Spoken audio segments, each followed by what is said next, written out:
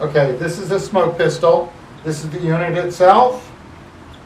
This is the ramrod. This is for clearing the barrel once it's smoking. And this is the power supply. The power supply, take note of this, this is an AC adapter. It's 12 volt AC adapter. Okay, so in case it gets mixed up with your other power supplies, you'll know what it is.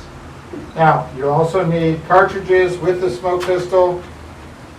You'll get a box of cartridges. You get 3 in a box.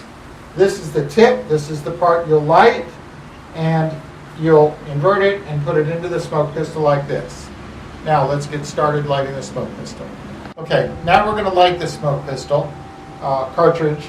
And before we do that, what we want to do is we want to put a dent in this tip, this paper tip, right here between the tip and the cardboard tube. And I do it by placing my thumb and index finger here and then pressing in gently on both.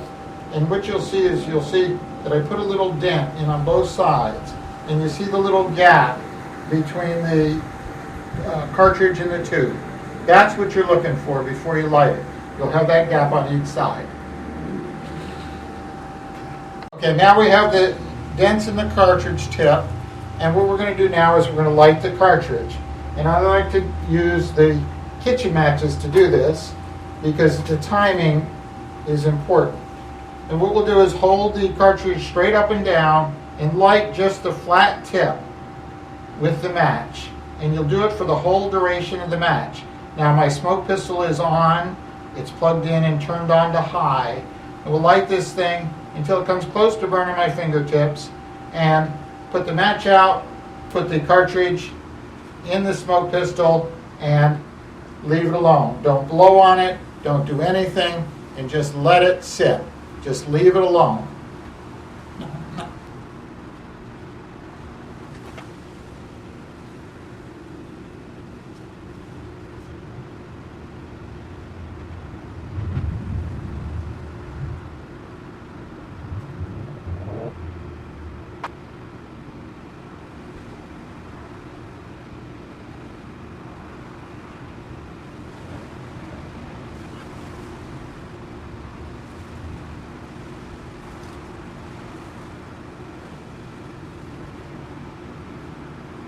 Now you can see after about 5 minutes the smoke pistol is going fairly well. If it's not, what you want to do is just take the cartridge and rotate it 90 degrees.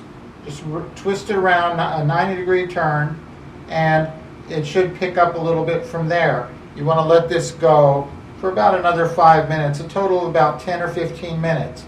And during which time you can be getting your meat ready to smoke or whatever it is you're going to be smoking.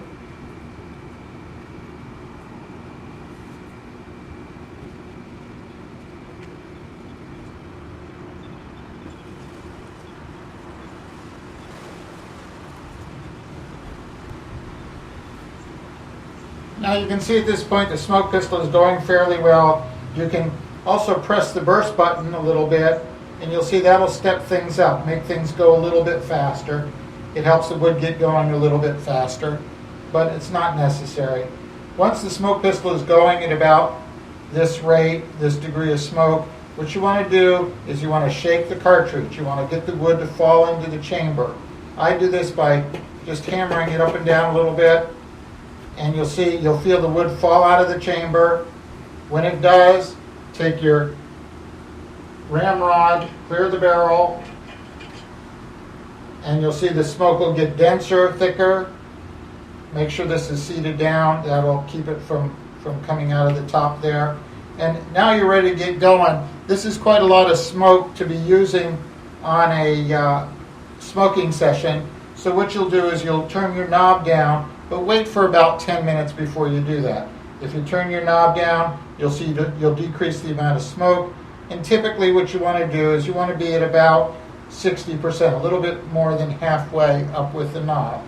But when you're starting it, make sure you're up all the way. If you press the burst button, you'll see it'll put out more smoke. And that should get you started with your smoke pistol. You see, the best thing to do is just leave it alone, let it light by itself. Don't blow on it, Don't do anything else. Don't use a torch. Thank you, and that should take care of this.